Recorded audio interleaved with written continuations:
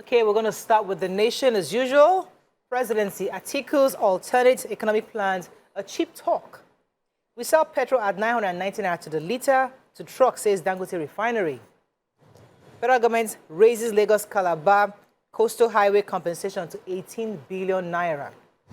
Banks' credit to economy rise to 118 trillion naira. LP Governor Oti's men win council seat at the ZLP ticket.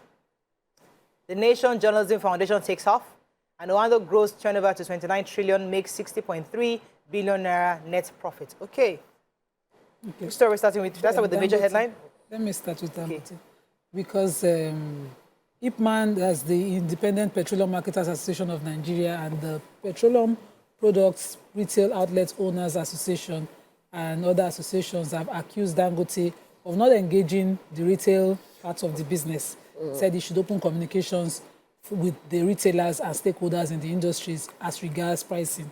They also allege that, according to their president, the president of the Petroan, Billy Gillis-Harris, he says that they can import. They collectively has said they can import at a cheaper price than what Dangote is selling. So Dangote is forced to respond through its one of the other, I cannot remember quickly his office now.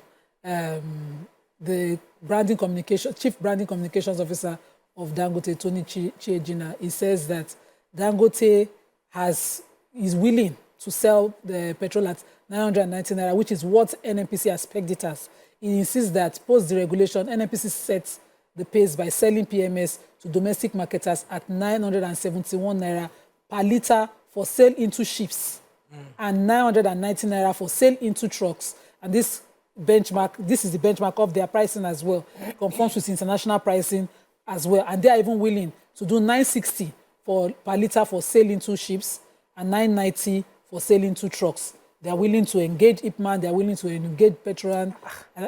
And I'm wondering... It's serious confusion. Anyway, thank God it's too much, we'll discuss and get more information. Let me go to the former Vice President of Nigeria, Vice President Atiku Abubakar, in his X page, had recently posted what he would have done if he were president. He said, according to lots of his fans, people always send him messages saying, what could we have done differently? So he said, amongst others, specifically, he was saying that if he were president, he would have planned better and more robustly. He would have been more strategic in response to the form rollout.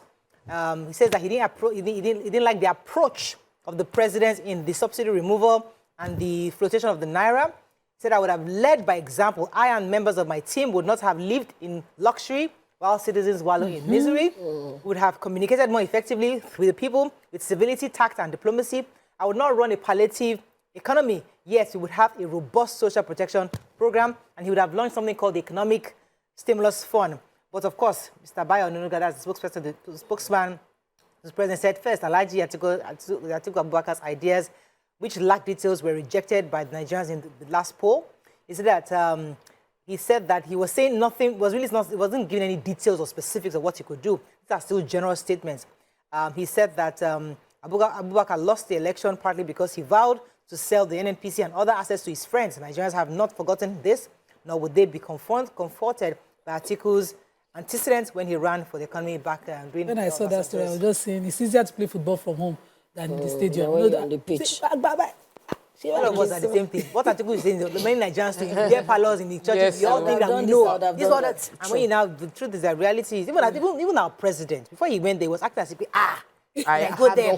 Blame me when I get there. He entered, said he come. The things inside are more than the things outside. He realized that this is not about I have this story on the collapsed mining pit that happened in Niger State, and the governor has also pledged collaboration. The chairman of the Senate Committee on Solid Minerals, Samson Ekong, expressed the commitment of the Red Chamber to fostering a safe and profitable mining sector when he led other members to the committee to visit the governor on a mine that actually collapsed, which claimed about 30 persons' life. Wow. And he the meeting also encompassed them talking about how this illegal mining has weakened Nigerians' economy and how they go there to perform different type of unauthorized operations.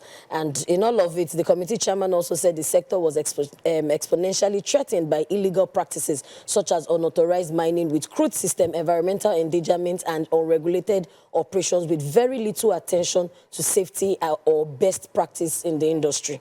So we hope that they'll be able to really apprehend those people who they say or who they claim are involved in illegal mining. We are still not hearing anything about the Ibadan story that collapsed some buildings, and it comes, we talk, but action is always slim. Okay, I have a story. Yes, I do. I have a story concerning David Umahi, who spoke in concern the fact that sharing good news on the increase in compensation for the Lagos-Calabar Coastal Road. So the Lagos-Calabar Coastal Road, of course, has been in the news because in implementing that road, there will be a lot of demolition along the Lagos axis, which has already started. And before they pegged the cost of compensation at 8 billion, but FEC has okayed the increase of the compensation to 18 billion. He said that, and they are going to be disbursing the money, the compensation will be paid within 10 days. And he's expressing the fact that they had to do that increase from 8 billion to 18 billion based on the realities of our time, that the compensation figures were done by an independent experts who published each property detail and used it to adjudge how much should be paid as compensation. However, a lawyer and valuation expert, Mr. Olushola Enito, said that the amount they are planning to pay for compensation is not justifiable. According to him, he says many of the people are those that own their own houses. They were not paying rent, but now they have to become tenants and be paying rent because the money they will be getting as compensation is not enough for them to build another house for themselves. Back and forth concerning how the compensation should be paid and how soon it will be paid. But David Umahi has said that they will be publishing in the newspapers how the compensation was paid, who the compensations were paid to. So there will be nothing hidden about the compensation. And if anybody has any issue, of course, they can take it up to court. The Punch, very quickly. Northern Governors, ACF, others demand minors release. Excuse me. Aggrieved residents protest as king politicians visit Spain flood scenes. U.S. election, Harris, Trump in final push for vote. Man jailed 6 months for attempting to sit daughter's UTME. Government allocates 18 billion naira compensation to the Lagos-Calabar highway neighborhood. FG projects 44 trillion revenue as reps oppose tax review. Nigeria's forex market unstable, says Fitch. And 4 marketers spend 833 billion naira on fuel import, says report. Let's go on a short break. When we come back, we'll take the stories in Punch. Stay with us. We'll be right back.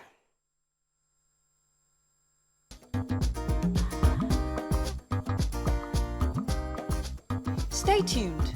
Your View will be right back.